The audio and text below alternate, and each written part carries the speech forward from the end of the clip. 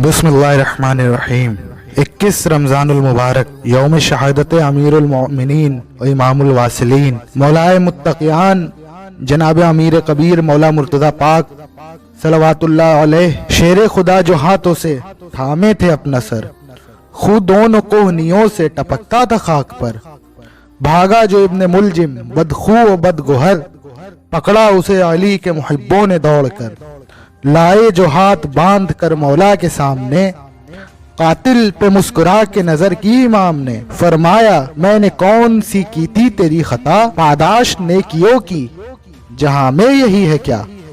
क्या मैं बुरा इमाम था बानिए जफा, रोया वो सर झुका के तो मौला ने ये कहा। इस दर्द में भी सब के मरज की दवा हूँ मैं, बांधो न इसके हाथ के मुश्किल कुशा हूँ मैं।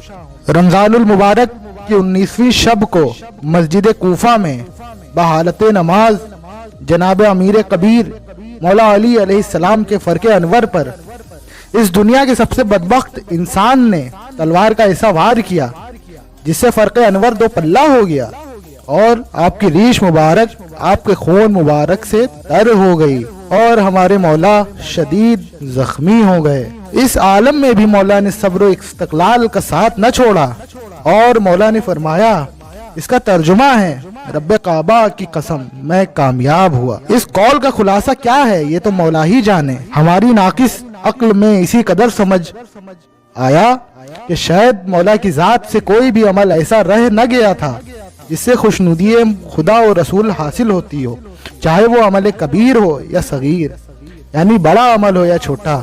हर अमल को मौला ने खुदा और रसूल के इश्क में बखूबी अंजाम दिया, लेकिन एक हिस्सा रह गया था जिसकी बशारत हुजूर रिसालत पनाह सल्लल्लाहु अलैहि वसल्लम ने दी थी। वो शहादत की खबर थी जिसका मफहूम है कि हुजूर पाक सल्लल्लाहु अलैहि वसल्लम ने फरमाया कि अली आपकी रीश यानी दाढ़ी आपके सर के खून से रंग जाएगी और रमजान के आखिरी अशरे में मैं आपकी मुलाकात का मुश्ताक रहूंगा। तो जब फरके अनवर पर जर्ब लगी तो मौला ने शिकवा नहीं किया कोई, बल्कि खुश होकर फरमाया रब्बे काबा की कसम आज मैं कामयाब हो गया। यानी जिस शहादत की मुबारकबाद हुजूर रिसालत पनाह सल्लल्लाहु अलैहि वसल्लम ने दी थी आज वो भी पूरी हुई। मौला की फजीलत बयान करना सूरज को रोशनी दिखाने के मानिंद है। वो तो ऐसे हैं कि सूरज भी उनसे रोशनी लेता है, उनकी शान कोई क्या बयान कर पाएगा। ला महदूद को कोई महदूद नहीं कर सकता अपने अल्फाजों में।